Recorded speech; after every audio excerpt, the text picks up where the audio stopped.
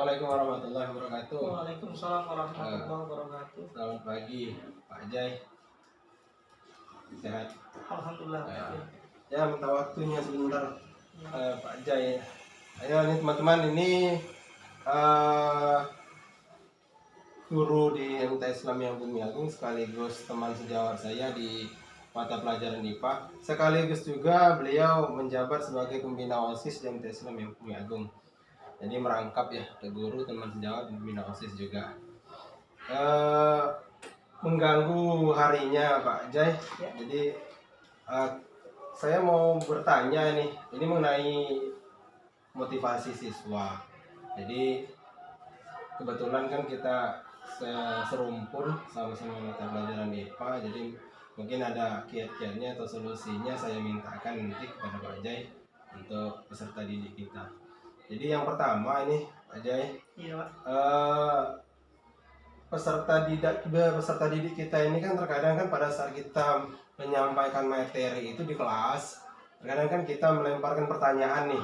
Iya. Pada saat kita melempar pertanyaan, terkadang ada anak itu yang kita tanya, dia jawab enggak, punya jawaban, entah dia punya jawaban atau tidak, tapi terkadang pada saat kita bertanya dia hanya diam kayak gitu, nggak mau menjawab, entah itu takut, entah itu nggak punya jawabannya atau apa. Nah, jadi dari peserta didik yang seperti itu, kira-kira apa sih penyebabnya? Nah, di sini saya memilih permasalahannya seperti itu.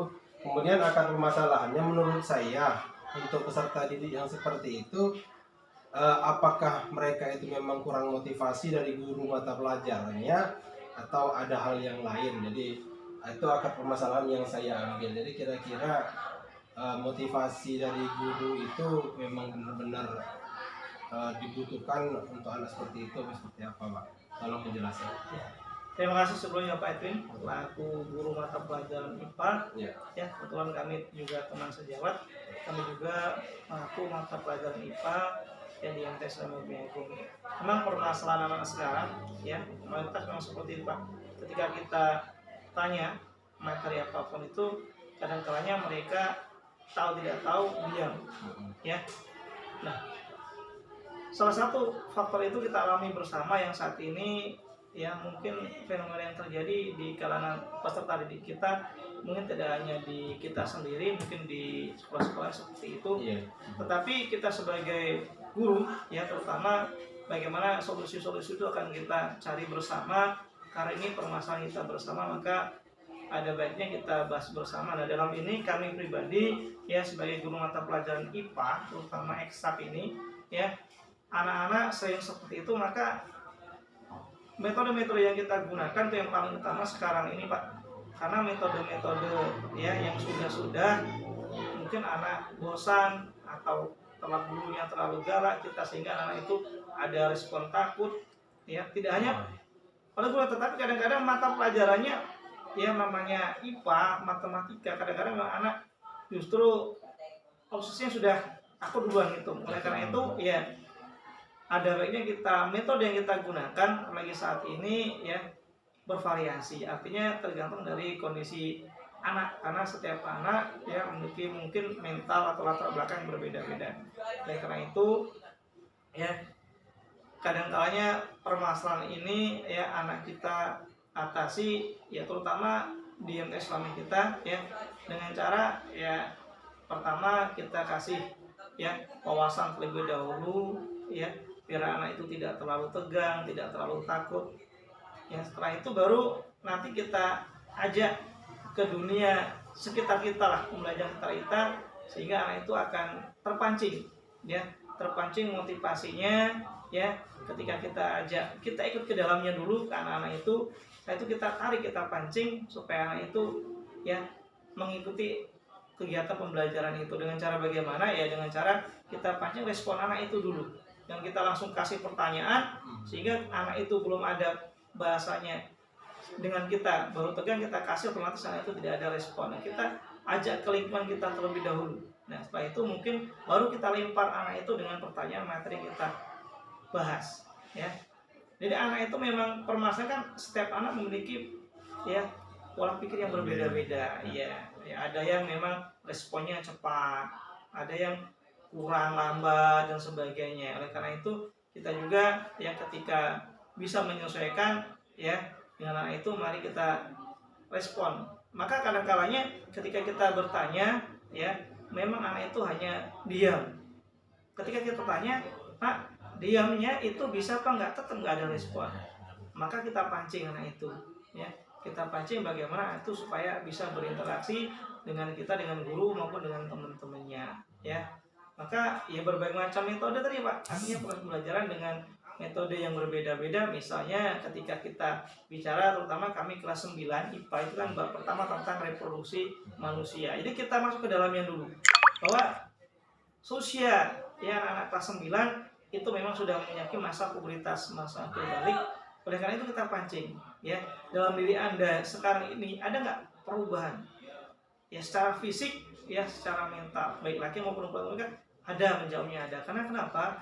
Ya ciri-ciri utama kan kalau laki-laki ya dengan tumbuh kembang dan sebagainya, perempuan dengan ada menstruasi, maka mereka terpancing. Mereka terpancing, Pak, iya Pak, saya ini sekarang mengalami ya menstruasi tiap bulan. Ada kalanya mereka tidak kita tanya, mereka bertanya. Nah itu kita pancing dulu ya.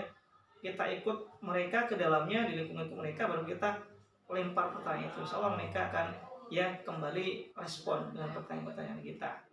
Mungkin ya metode-metode yang kita gunakan yang harus kita sesuaikan dengan anak-anak, karena ya setiap peserta didik kan memiliki karakter yang berbeda-beda. Maka tidak bisa kita hanya berpatokan dengan satu metode proses pembelajaran. Ya. Mungkin itu solusi dan permasalahan yang kita hadapi. Memang sekarang ini banyak sekali permasalahan itu bersama kita hadapi.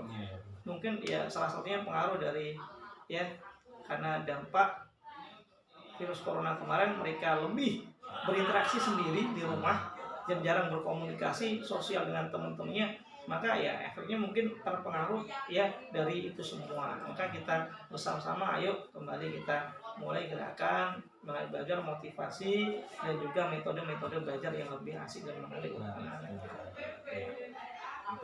Jadi pokoknya kita pancing dulu, jangan tiba-tiba langsung masuk ke pertanyaan mata pelajaran yang kita ampun, enggak seperti itu ya. Jadi kita masuk dulu ke lingkungan mereka, setelah mereka rileks kayak gitu, baru kita ajak ke tempat mereka. Oh, itu yang pertama Pak ya. Bagus sekali Pak, luar biasa. Untuk yang kedua ini Pak, ini kita sebagai guru IPA nih, kita terkadang IPA itu kan ya nggak semua pelajaran IPA itu biologi semua. Ada hitung-hitungannya, terutama fisika. Nah, terkadang pada saat pelajaran fisika nih, terkadang pada saat kita mengajar fisika itu tiba-tiba ada anak yang berkata atau tiba-tiba berusaha, Pak, ini pelajaran fisika atau matematika sih? Jadi pelajaran IPA itu terkadang jadi mau menakutkan seperti matematika. Nah, jadi makanya terkadang anak lebih asik kalau hafal ya, ini pengertian ini hafalkan, daripada mereka hitung-hitungan. Lebih senang menghafal seperti itu, tiba-tiba langsung masuk rumus seperti itu.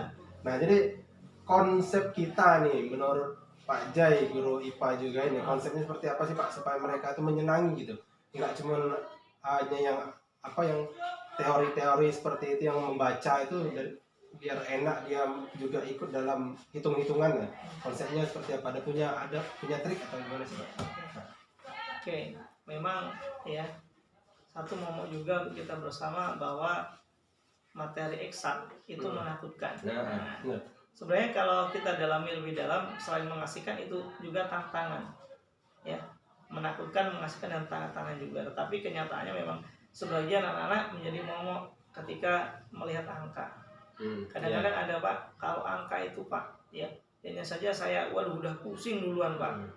Pokoknya udah pusing kalau lihat angka. Tapi ya bagaimana cara kita, tantangan kita ke depan sebagai guru IPA terutama ya, untuk bagaimana mendalami semua. Maka kita ajaklah anak-anak itu ya berhitung ya sambil bermain. Artinya dalam artian ketika kita gunakan angka ya kita ibaratkanlah dengan kehidupan sehari-hari.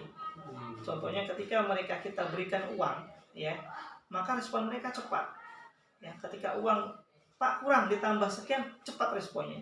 Tetapi ketika anak itu kita lempar dengan langsung dengan angka, ya mereka akan waduh Pak sulit sekali. Maka cara-cara kita ya menurut kami ya, maka kita ya ikut juga di dalamnya dengan metode bagaimana respon menghitung itu ya, dengan juga realnya ketika kita berikan ya, siapa nanti bisa kita berikan bahasanya door prize, pancingan dulu. Nah, dari satu persatu maka itu akan tertarik bagaimana cara ya mengatasi dengan kesusahan menghitung, karena memang ya hitungan apalagi yang sekarang namanya perkalian pembagian sangat sulit. Maka kita ajari cara yang mudah, bagaimana dengan cara ya bareng-bareng kita bersama, kita kembali kita pancing dulu.